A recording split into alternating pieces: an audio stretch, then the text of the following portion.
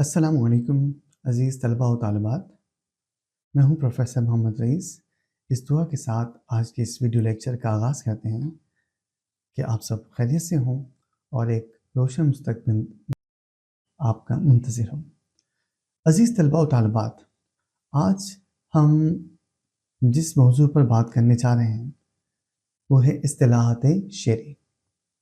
अब इस्तिलाहात शेरी क्या होती हैं?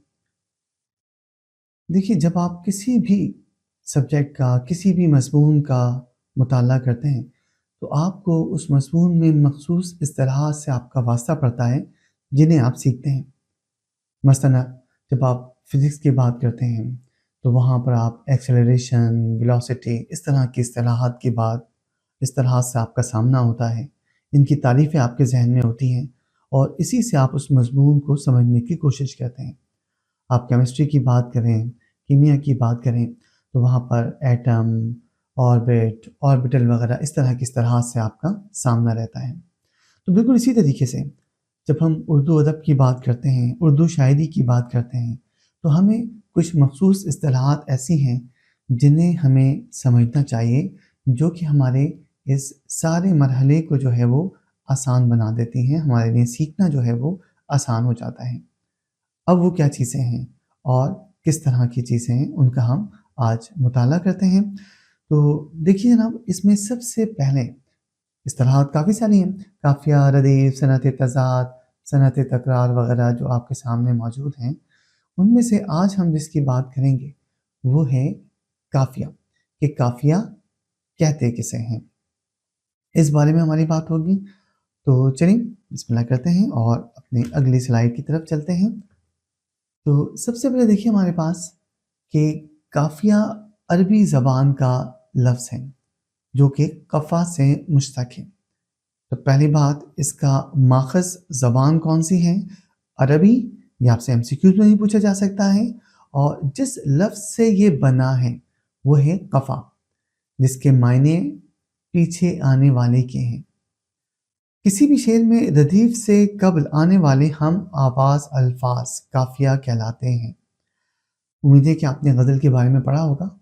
एक वीडियो लेक्चर हमने अपने इस चैनल पे पहले से अपलोड किया हुआ है। आप चाहें तो उसे देख सकते हैं, जिसमें गज़ल के हवाले से मुख्तलिफ़ बातों की, मुख्तलिफ़ उसके अहम पहलुओं की तशरीह की गई है, वज़ाहत की गई है। तो याद रखिएगा कि रदीफ़ वो लफ्ज़ या अल्फ़ाज़ जो काफ़िये के बाद दोहराए जाते हैं। और काफ़िया कैसा है? हम आवाज़ अल्फ़ाज़।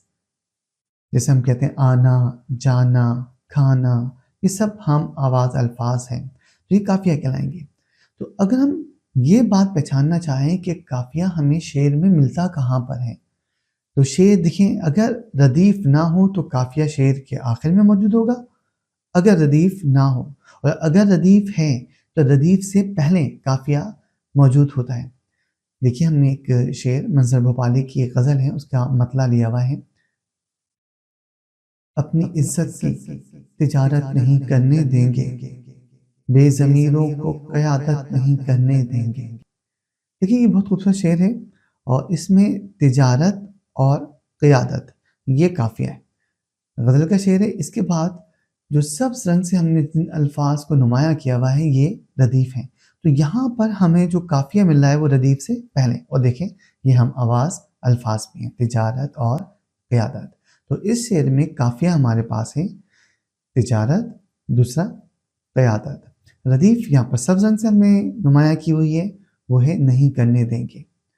अब अगर किसी शेर में रदीफ़ नहीं है तो आखिरी लफ्ज़ जो होगा वो उसका काफ़िया होगा। अब इस हवाले से हम इस शेर की तरफ एक नज़र डालते हैं। तुझे पुकारा है बेइरादा, जो दिल दुखा है बहुत ज़्यादा। इस शेर पे गौर कीजिए कि इसमें इरादा और ज़्यादा हम आवाज़ अल्फ़ाज़ हैं, और उसके बाद किसी भी किस्म के अल्फ़ाज़ या लफ्ज़ इस्तेमाल नहीं हो रहा, यानी रदीफ़ नहीं है। तो इस शेर में काफ़िया हमारे पास है इरादा, ज़्यादा, और रदीफ़ यहाँ पर मौजूद नहीं है। तो उम्मीद है कि काफ़िया क्या होता है, किस ज़बान से ये हमारी ज़बान में शामिल हुआ है और इसके मायने क्या होते हैं, और एक शेर में इसकी اس کا مقام کہاں ہوتا ہے، کہاں اس کو ہم تلاش کر سکتے ہیں؟ عام طور پر ردیف سے پہلے، اور اگر ردیف نہیں ہے تو شعر کا آخری لفظ ہمارے پاس قافیہ ہوگا۔ یہ تو کچھ بنیادی باتیں ہو گئی ہیں۔ اب اس کے ساتھ ساتھ ہم دیکھتے ہیں کہ قافیے کے حوالے سے چند اور اہم باتیں ہم یہاں پر جاننے کی کوشش کرتے ہیں، جس سے قافیے کا تصور ہمارے ذہن میں اور زیادہ واضح ہوگا۔ تو پہلا دیکھیے ہمارے پاس کہ لفظ قافیہ کی عربی جمع قوافی اور اردو جمع قافیوں اور قافیے ہیں۔ اب یہاں پر آپ ایک نقطہ اپنے ذہن میں ذہن نشین کر لیجیے۔ دیکھیے، جب کوئی کسی بھی زبان سے ایک لفظ دوسری زبان کا حصہ بنتا ہے تو جو زبان اسے قبول کرتی ہے وہ اس لفظ کو اپنے سانچے کے مطابق، اپنی ضرورت کے مطابق، اپنی روایت کے مطابق ڈھال بھی لیتی ہے۔ کبھی کبھی لفظ کا تلفظ تبدیل ہو جاتا ہے، کبھی اس کی ہجے میں تبدیلی ہوتی ہے، بعض دفعہ وہ لفظ ویسے ہی قبول کر لیا جاتا ہے، لیکن اس کی جمع بنانے کا انداز وہ زبان اپنے لحاظ سے اس کو طے کرتی ہے۔ تو قافیے کی عربی جمع قوافی ہے، جیسے عالم عربی زبان کا لفظ ہے اور اس کی عربی جمع علماء ہوتی ہے، لیکن اردو کا اپنا ایک مزاج ہے، اردو کا اپنا ایک انداز ہے، اس میں بھی جمع بنائی جاتی ہے۔ تو ہم اکثر آپ نے دیکھا ہوگا ہم علماء کی جگہ پر عالموں بھی استعمال کرتے ہیں کہ میری 2 عالموں سے ملاقات ہوئی، اس محفل میں اتنے عالم تشریف لائیں گے، تو ہم عالموں اس طرح کے الفاظ، یعنی یہ اردو کے انداز سے ہم نے اس کی جمع بنا لی۔ تو قوافی تو عربی جمع ہے، لیکن اس کے ساتھ ساتھ قافیے کی جمع اردو میں ہم قافیوں بھی استعمال کرتے ہیں اور قافیے بھی استعمال کرتے ہیں۔ پہلی بات ہوگی۔ دوسرا ایک اور اہم نقطہ آپ نے یاد رکھنا ہے کہ قافیے کا آخری حرف روی کہلاتا ہے۔ دیکھیے، یہ وہ آخری حرف ہوتا ہے جس کی وجہ سے الفاظ کے جو قافیے ہوتے ہیں ان کی آواز ایک جیسی ہوتی ہے، تو اس کے بغیر قافیہ نہیں ہو سکتا۔ آپ نے نوٹ کیا ہوگا پچھلی سلائیڈ میں جو ہمارے 2 قافیے تھے، تجارت اور قیادت، اگر آپ غور کریں تو اس میں آخری ہمارے پاس جو حرف ہے تجارت، اور قیادت میں بھی کون سا لفظ ہے؟ تے۔ تو اسی تے کی وجہ سے، کیونکہ دونوں الفاظ میں یہ یکساں ہے، ایک جیسا ہے، اس وجہ سے یہ ہم آواز ہیں۔ ایسے حروف جو کسی بھی قافیے کے آخری حروف ہوتے ہیں، آخری حرف ہوتا ہے، یہ وہ حرف روی کہلاتا ہے۔ تو حرف روی اگر نہ ہو تو قافیہ نہیں ہوگا۔ دوسری مثال لے لیجیے، ہم نے یہاں پر 2 الفاظ لکھے، ایک ہے دمن اور دوسرا ہے چمن، یہ بھی دونوں ایک دوسرے کے ہم قافیہ الفاظ ہیں۔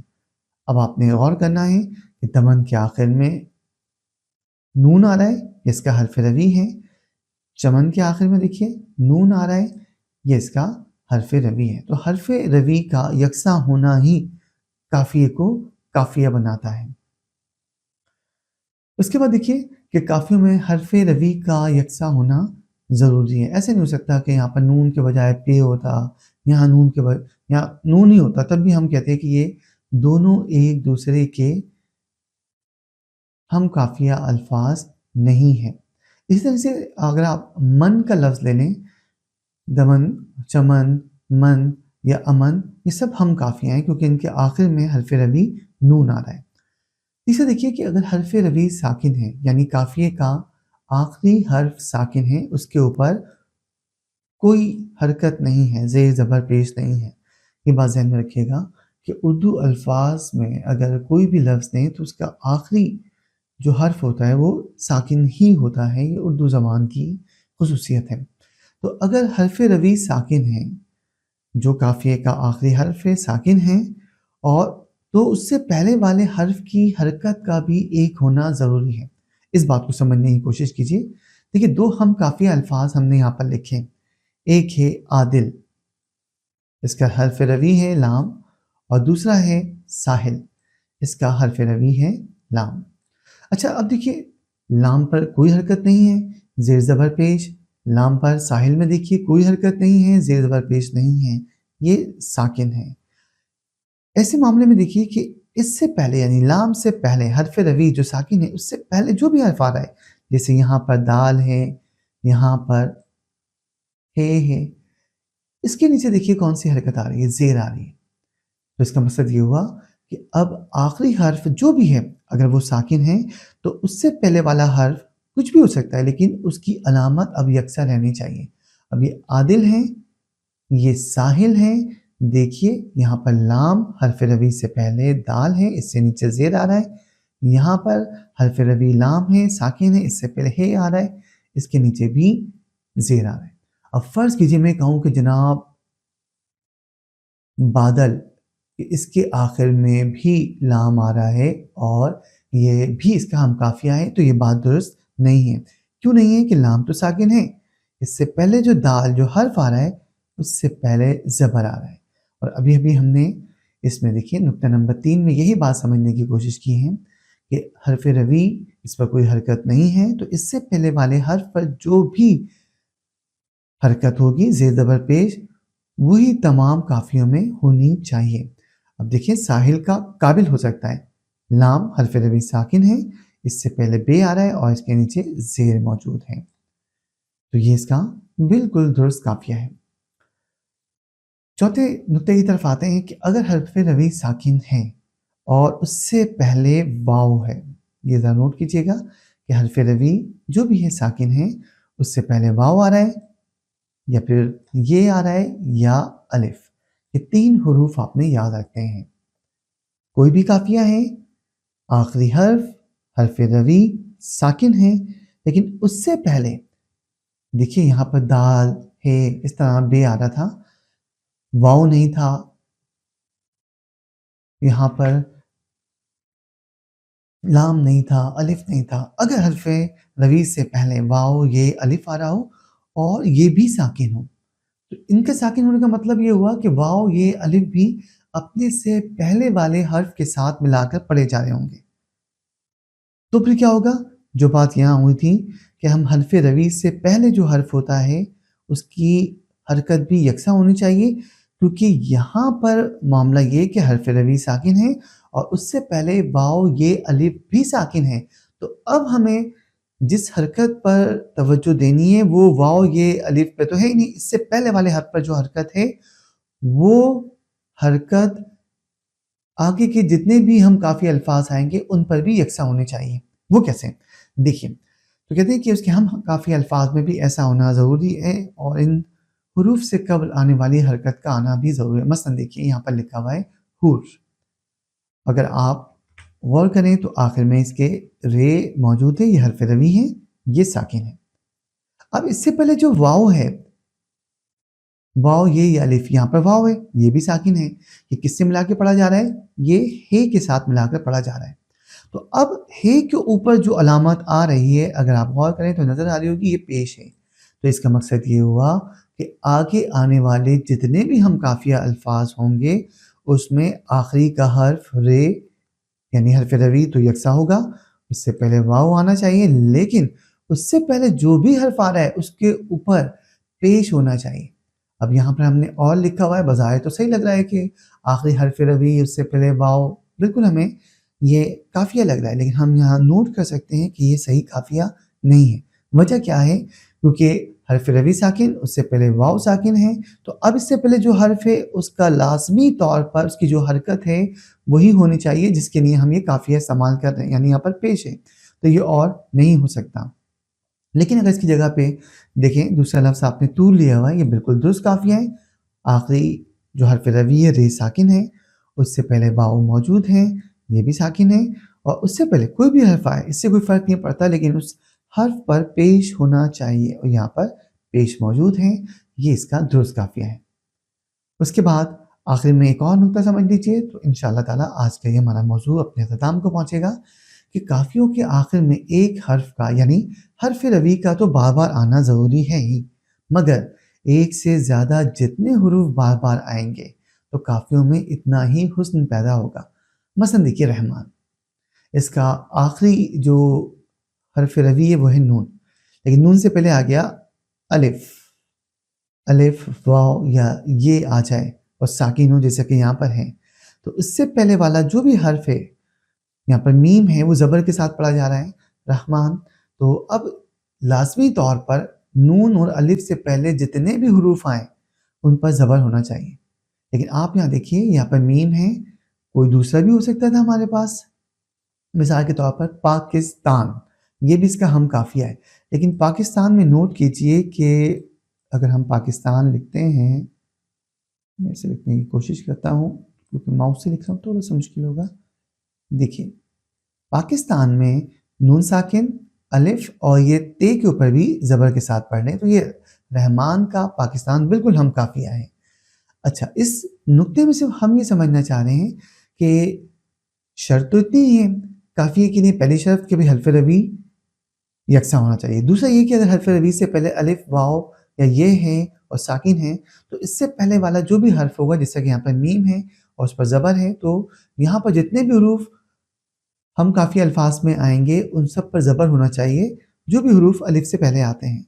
लेकिन इस नुक्ते में ये बताया जा रहा है कि अगर अलिफ से पहले वाला जो हर्फ कुछ भी हो सकता है, लेकिन वो भी यकसा हो, तो ये यकसानियत उस काफ़िए को और ज़्यादा नगमगी अता करती है और ज़्यादा उसमें तरन्नुम पैदा करती है। तो यहाँ पर नोमान, अरमान, मेहमान, इसमें अलिफ से पहले वाला मीम भी यकसा चला आ रहा है। इस वजह से इसमें नगमगी का पहलू बढ़ गया है। लेकिन जैसे मैंने आपको बताया कि पाकिस्तान भी इसका हम काफ़िया लफ्ज़ है। तो इन चारों के आखिर में आपने देखा कि वैसे तो यहाँ की शर्त वही नून और अलिफ तक ही रहती और यहाँ पर मीम का यकसा होना ज़रूरी नहीं था। हाँ, ये ज़रूर था कि जो भी हर्फ यहाँ पर आता, जो भी हुरूफ आते उस पर ज़बर होता, लेकिन यहाँ पर मीम को भी यकसा रखा गया है, तो इसमें नगमगी का पहलू ज़्यादा हो गया है। तो उम्मीद है अज़ीज़ तलबा व तालिबात कि आज आपने काफ़िया क्या होता है उसकी मिसालें सीखी, उनकी वाहिद जमा किस तरह से बनती है, वाहिद की जमा उर्दू में किन किन तरीक़ेकार से बनाई जा सकती है, इसके अलावा हर्फ़ रवी क्या होता है, इसका यकसा होना क्यों ज़रूरी है, और हर्फ़ रवी से पहले अगर वाव, ये, अलिफ साकिन सूरत में आते हैं, तो फिर जो हम हरकत को देखते हैं वो वाव, ये, अलिफ से पहले वाले हर्फ की होती है। और अगर वाव, ये, अलिफ से पहले जो हर्फ आ रहा है वो भी यकसा हो जाए तो नगमगी का पहलू बढ़ जाता है। तो इस नुक्ते पर, इन निकात पर हम अपने इस लेक्चर का ख़त्म करते हैं। इंशाअल्लाह ताला अगले लेक्चर में, वीडियो लेक्चर में आपसे मुलाकात होगी। तब तक के लिए इजाज़त दीजिए। दुआ में याद रखिएगा। अल्लाह हाफ़िज़।